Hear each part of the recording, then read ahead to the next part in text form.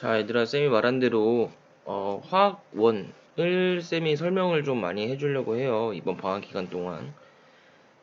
그래서 시간 내서 같이 하는 거니까 열심히 조금 강의 듣고 화학원 개념을 좀 잘 정립해서 내가 중간고사 잘 대비할 수 있도록 그렇게 잘 보도록 합시다. 알겠죠? 그래서 일단 화학과 우리 생활이 첫 파트인데 이 목차를 잠깐 다시 보게 되면은 처음에 나오는 이 화학에 관해서 이렇게 나와 있는데 요것들이 다 뭐냐면 원자를 배우기 전에 화학식을 어떻게 쓰는지 그리고 그 화학식을 구성하는 어, 단위 같은 것들 그런 거를 천천히 배우는 거예요. 그래서 이 1단원을 잘 배워놔야 순차적으로 잘 돼 있어요. 1단원 잘 배우고 그 개념으로 이제 원자 배우고 그 다음에 원자 배웠으니까 분자 배우고 분자 배웠으니까 그 분자에 대한 반응들을 배우고 이런 것들이 화원에 순차적으로 잘 돼 있습니다. 그래서 1단원부터 그냥 천천히 그러니까 아주 작은 것부터 천천히 올라가는 거예요. 그러니까 개념을 먼저 배우고 화학의 아주 기본적인 몰 그리고 미안해요. 몰 그리고 화학식을 어떻게 쓰는지 배우고 그게 이제 조금 커져서 원자에 대해서 배우게 되고요. 원자가 조금 더 커져서 그 세계관이 커져서 분자를 배우게 되고 그럼 분자를 배우면 이 분자들이 어떻게 반응하는지를 배우게 되죠. 이런 것들이 이제 화원의 큰 흐름이라고 생각하시면 됩니다. 그래서 화학원을 처음부터 한번 보게 되면 자, 이거 아주 단골 문제예요. 화학의 유용성, 화학이 어떻게 우리 인류를 잘 향상을 시켰는가 그거에 대한 내용인데 첫 번째는 이제 식량 문제를 해결했죠. 식량 문제를 해결했는데 어떻게 해결을 했냐 포인트만 짚고 갈게요. 식량 문제는 우리가 비료를 통해서 해결을 했습니다. 그럼 이 비료가 뭐냐? 바로 화학 비료가 어디 쓰는 거죠? 화학 비료라는 게 화학 비료가 이렇게 토지가 이렇게 있으면은 이렇게 뭔가 우리가 씨앗을 심으면 여기서 뭐가 자라잖아, 그지? 나무들이 자라거나 무슨 벼 같은 것들이 자라죠, 그죠? 근데 이게 그냥 자랄 수 없단 말이지. 뭐가 필요해? 양분이 필요로 해요. 양분이. 근데 자연적에서는 이 양분이 자연 상태에서는 충분하지 않을 수도 있어요. 그래서 내가 씨앗을 아무리 뿌린다고 해도 이것들이 잘 자라날 수가 없을 수가 있단 말이야. 근데 이 화학 비료를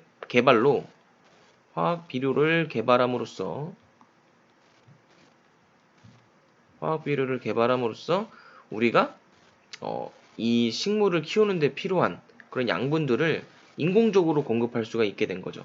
인공적으로. 그래서 이 화학 비료가 뭐냐 조금 살펴보니까 바로 암모니아입니다.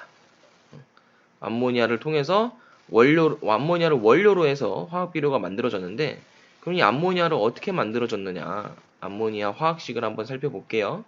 얘는 질소 N2 질소와 수소를 합성해서 어떻게 됐냐면 바로 이렇게 암모니아로 합성이 되는 겁니다.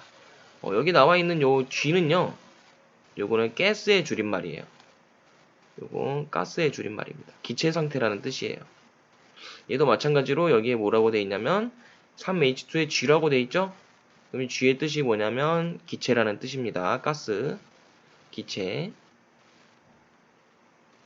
자, 그래서 이거를 굉장히 높은 온도와 높은 압력, 즉 고온고압이라는 말이 뭐냐면 굉장히 높은 온도와 높은 압력이라는 거예요. 그 상태에서 철을 촉매로 함으로써 촉매는 뭐냐? 촉매는 이 반응을 좀 더 빠르고 잘 되게 해주는 그런 역할을 하는 것들이죠.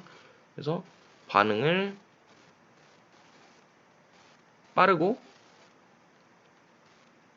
쉽게 도와준다. 그렇게 생각하시면 돼요. 쉽게 도와준다. 자, 그래서 합성을 해서 결국엔 뭐를 만들었냐? 암모니아 가스 상태로 만들어줄 수가 있습니다. 그래서 이렇게 암모니아를 합성하게 됨으로써 이 암모니아를 원료로 해서 우리가 화학 비료를 만들어내는 거예요. 화학 비료들을. 알겠죠? 그래서 이 화학 비료를 개발함으로써 우리가 식량 문제를 크게 해결했다. 식량 문제를 해결을 했다라는 거. 이 정도만 처음에 알아두시면 되고요. 다음에는 이제 첫 번째는 식량 문제 해결이었고, 두 번째는 우리가 의료 문제를 해결을 했어요. 의류. 우리가 뭐야? 옷 입는 거죠? 그죠? 옛날에 조선시대 때는 어땠어? 조선시대 때는 사람들이 조금 이런 표현은 좀 그렇지만 거적대기를 입고 다녔어요. 거적대기라고 하면 좀 그런데 이렇게 뭐야 삼배 뭐 옷가지들을 그냥 이게 걸치고 다녔죠? 옷이라는 개념이 이렇게 걸치고 다녔습니다. 옛날에는 이렇게 옷가지들을 이렇게 걸치고 다녔었는데 최근에는 어떻게 변했냐면 우리가 의료 문제를 뭐 천연섬유 등이나 근데 천연섬유는 그렇게 많지 않고 천연섬유가 그렇게 많지가 않아요. 얘가 많지가 않아. 부족해. 그래서 우리가 뭐를 많이 이용을 했냐면 합성섬유를 많이 이용을 했어요. 합성섬유. 천연섬유라는 게 뭐 삼배 뭐 그런 것들 있죠. 뭐 삼배 뭐 우리가 옷 입을 때 쓰는 게 뭐 천 이런 거 그냥 자연 그 상태에 있는 것들을 조금씩 가공해서 만드는 그런 섬유를 천연섬유라고 하는데 얘네들은 좀 단점이 삼배 같은 건 어때? 이렇게 칙칙하죠? 그죠?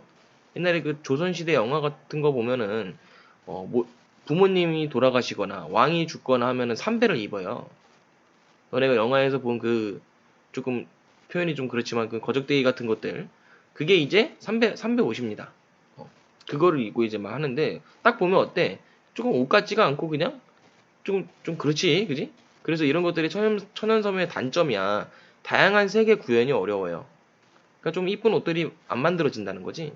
그래서 이런 걸 해결하기 위해서 대량 생산도 할 겸 합성 섬유라는 걸 발견했는데 얘네들이 대표적으로 나일론 많이 들어봤죠? 옷 입는 거에서. 그리고 폴리에스터, 그리고 폴리아크릴, 좀 안 보일 테니까 폴리아크릴, 이 정도가 있습니다. 나일론, 폴리에스터, 폴리아크릴. 그래서 각각 보게 되면은 포인트만 짚고 넘어가면 나일론은요 최초의 합성 섬유예요. 최초. 그래서 질기고 신축성이 좋고 어디 많이 쓰이냐면 뭐 스타킹, 운동복 등에 많이 쓰입니다. 자, 폴리에스터는 뭐냐면 가장 널리 사용되는 합성 섬유. 자, 뭐 이런 거 있죠. 그러니까 우리가 대부분의 그 비싼 옷들을 보게 되면은 비싼 옷하고 우리가 흔히 말하는 보세 옷하고 요거의 큰 차이점이 뭐냐? 비싼 옷들은요. 이런 천연 섬유들을 사용을 많이 해요. 예를 들어서 면, 천 이런 거 있잖아, 그지? 진짜 천연 섬유들을 많이 이용을 하고 우리가 좀 흔히 좀 싼 옷들은 대부분 다 폴리에스터입니다. 예를 들어서 뭐 와이셔츠 입을 때 와이셔츠 뭐 그리고 양복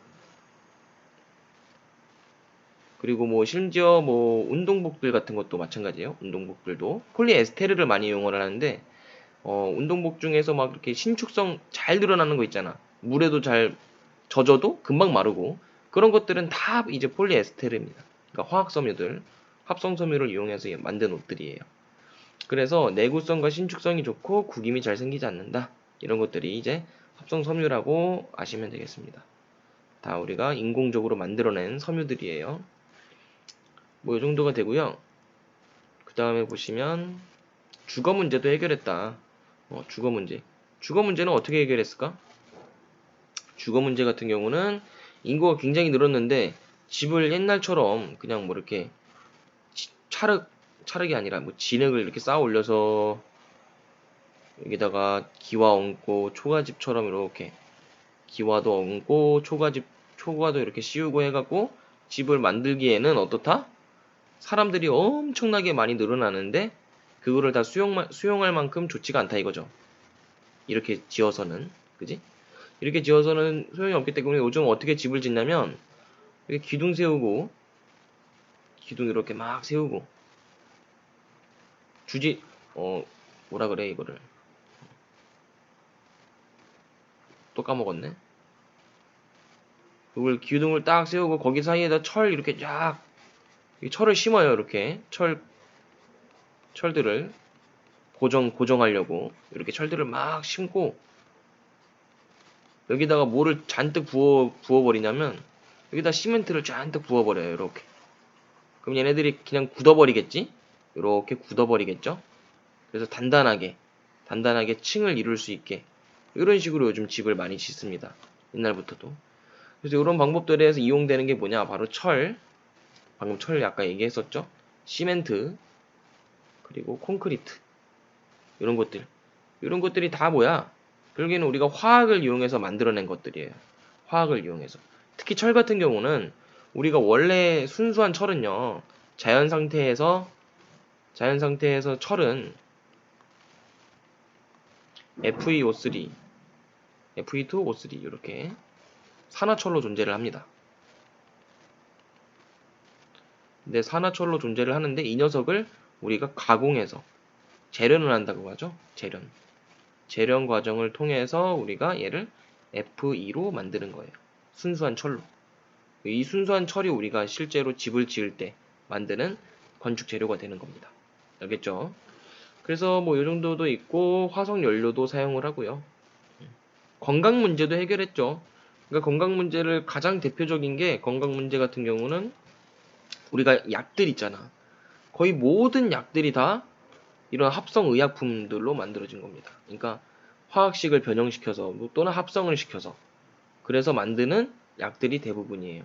천연 약재는 뭐 드물죠. 요즘 같은 시대에는 대부분의 이제 약들이 다 뭐로 만들어진다? 화학 반응을 통해서 만들어진다. 화학 결합 또는 화학 반응 등을 이용해서 자, 그래서 요렇게 아주 간단하게 화학과 우리 생활에서 화학의 유용성을 알아봤어요. 유용성. 그러니까 우리 삶에 어떤 도움을 줬는지. 그래서 너네가 이걸 대분류로 1번 식량 문제 해결, 2번 의료 문제 해결, 그리고 식량, 의류, 그리고 주거, 그리고 건강까지 이렇게 알아두시면 되는데 간단하게 얘들아, 간단하게 우리가 제일 필요한 게 뭐야? 의식주잖아. 그죠? 의식주라고 하죠. 이 세 개만 있으면 다 했다. 의식주. 이게 뭐야? 이게 의복, 옷이 옷. 얘가 음식. 얘는 주거. 우리가 사는 집이죠.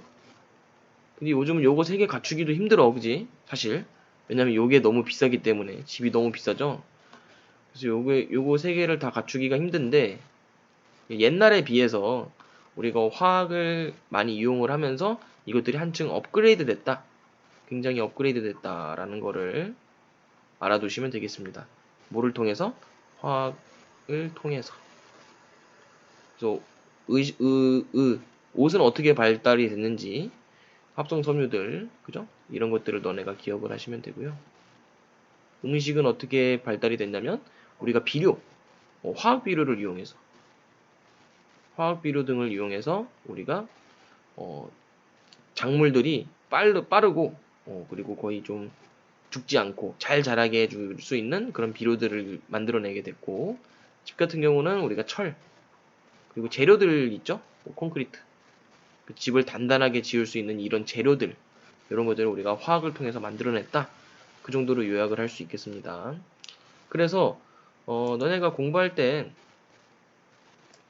공부 방법에 대해서 잠깐 설명을 하면은 이런 화학원 같은 교재나 생명원 같은 교재 사실 그렇게 내용이 많지 않아요.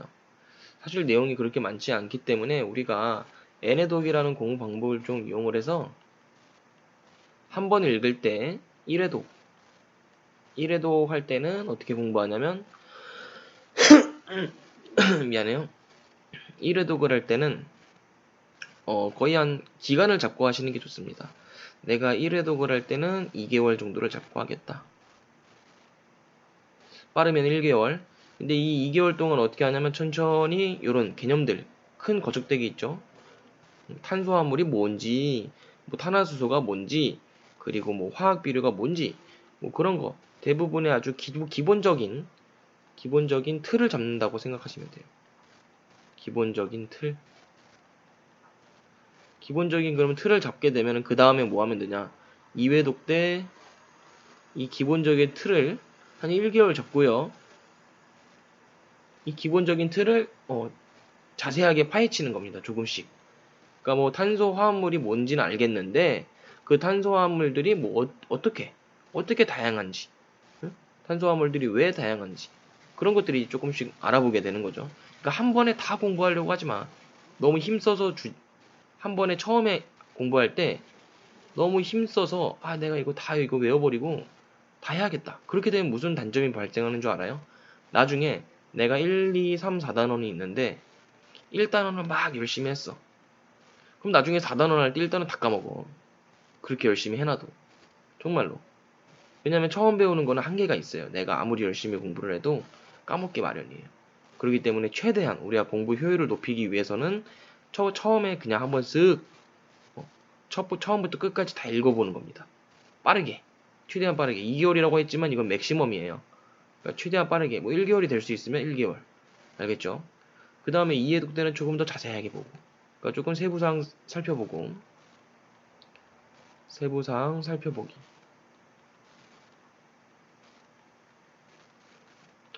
그 다음에 이제 3회독 때는 이제 문제를 풀면 되는 거예요. 한 2주 정도 잡고 문제를 전부 풀어봅니다. 그러니까 1회도 2회독 때는 문제를 풀지 않아요. 문제를 풀지 않습니다. 그리고 3회독 때 한 2주에서 3주 정도 잡고 문제를 막 푸는 거지. 그럼 이때 문제를 풀게 되면 뭐 내가 개념 공부할 필요도 없고 그냥 순수하게 문제만 풀면 되기 때문에 2, 3주면 충분합니다. 그리고 4회독 때 이제 틀린 문제를 보시기만 하면 돼요. 한 뭐 1주만 잡으면 돼. 틀린 문제 보는 거잖아. 틀린 문제 오답 처리하는 겁니다. 틀린 문제 오답. 그래서 틀린 문제 요 오답을 잘 맞추게 되면은 요 4회독만으로도 우리가 내신 같은 경우는 굉장히 수월하게 맞을 수가 있어요. 알겠죠? 시험 범위가 많은 것도 아니기 때문에. 자, 이렇게 공부하시면 되고, 그래서 오늘은 일단 여기까지만 강의를 진행하도록 하고, 왜냐면 이거 과학 강의이기 때문에 한 번에 많이 하기는 조금 너네가 조금 벅찰 수도 있고, 내 이 포인트가 뭐냐면 천천히 같이 한번 쫙 전체 단원을 익히는 거기 때문에 너무 힘줘서 공부하지 말고요. 알겠죠? 그래서 일단 다음 시간에는 요 탄소 화합물부터 어디까지 공부할 거냐면 여기까지. 문제는 안 풀 겁니다. 문제는 나중에 풀 거예요. 그래서 여기까지 탄소 화합물에 대해서 천천히 알아보도록 할게요. 알겠죠?